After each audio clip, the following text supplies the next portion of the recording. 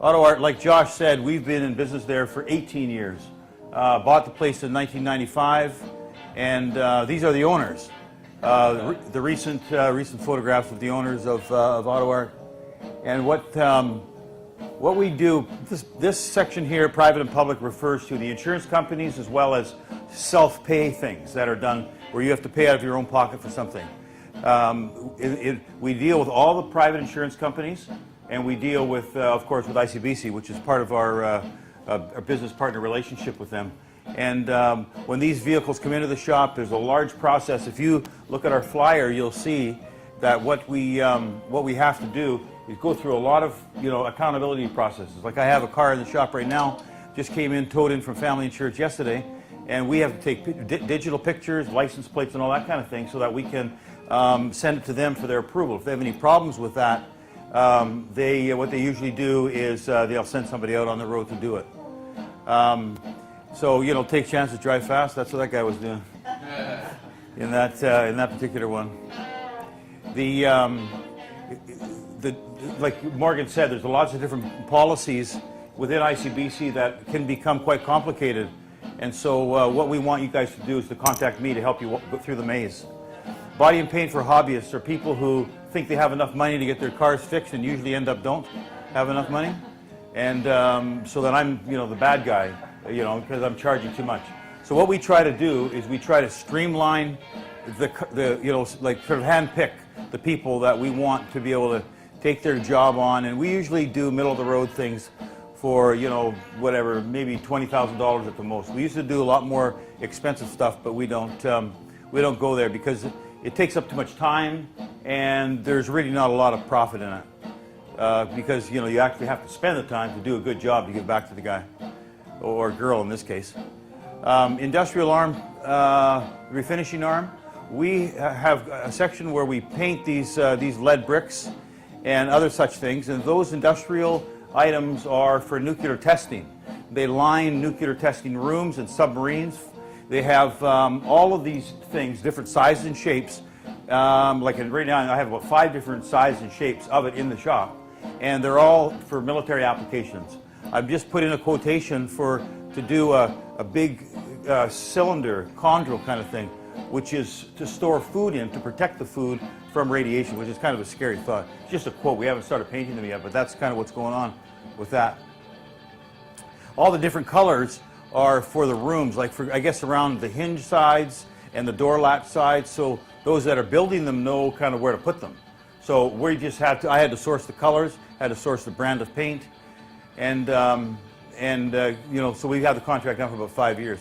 Specialty paints are a thing like that. The boat, the lion, where Helen did the eyes on that actually.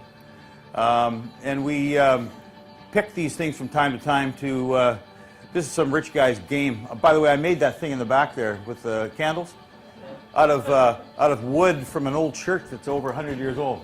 Nothing to do with cars, but just a little sort of interesting. This is a baker shelf. Some rich Jewish woman wanted me to paint that for them. And that's just raw steel and clear coat. This is what we do for construction companies. All the inside of that house has been done. All the wood that's removable has been brought to the shop and painted with automotive paint. Those are the rotors on a G35 that are done so that when you put the wheels on and you kind of take chances and drive fast, you have that kind of an effect on it where you can see them whipping by. So that's kind of interesting. I mean, there isn't, that keeps people coming back. In the movie industry, we get asked from time to time to do things. This particular cop cars that we had to do, there was a pilot they were doing called 17th Precinct. I don't know if you heard of it, but it never went anywhere. So we took these cop cars. 2 of them we had to make for the film only, and 2 of them we had to make for them to use. So 2 of them were picture cars and 2 of them were functional. So at the end of the day, 2 of them had sunroofs so that you could film inside, and the doors automatically opened, and it was all just very space age. The detailing that we do, which some of you have taken advantage of, is quite a menu. I'm going to give it a brochure at the end, but there's quite a menu of detailing services, from basic washing to wet sanding and polishing. We've done for manufacturers, we've done wet sand and polishing cars that have too much orange peel from the factory, and that is about $2,000 to $3,000 because it's excessive orange peel and not acceptable on a Corvette or on some cars that come from the factory that are substandard. Things like this we did for we had to power polish that and get it all ready for resale. Some of this is stainless or brushed stainless, no, just stainless steel, which we had to polish all that, and the wheels and the inside of it, and that's not sort of our main thing, but we do that from time to time.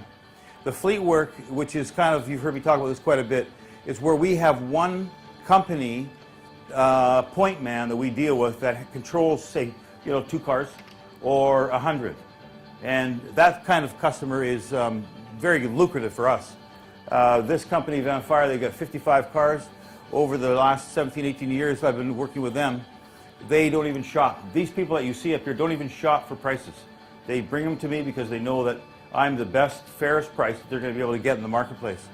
And so when you're thinking about referrals for us, think about that, because those are the, well, I don't want to be rude or anything, but it's the easiest way for me to negotiate the kind of personality I am. If you control 40 cars, that's 40 different personalities that I would otherwise have to work through, which just makes it a lot easier to be able to serve the people with all their needs. You get to know them a lot better. Little Georgie there, he's all these people actually are, most of them are on Annacis Island, right around where we are, and it makes it quite nice for us to be able to deal with that. So here's some names that you've probably seen around the town: Johnson Equipment, Roofix, Simplex Grinnell. These people are who I've been trying to get contacts with over the years and nothing has taken place there so far. So if you see these companies running around town and you have anybody that you think would work, which Carl has, and by the way, that tow-in I was telling you about came from him, from Family Insurance. So thank you. I guess I better give you a referral for that one when I do the job. Hey, that's us.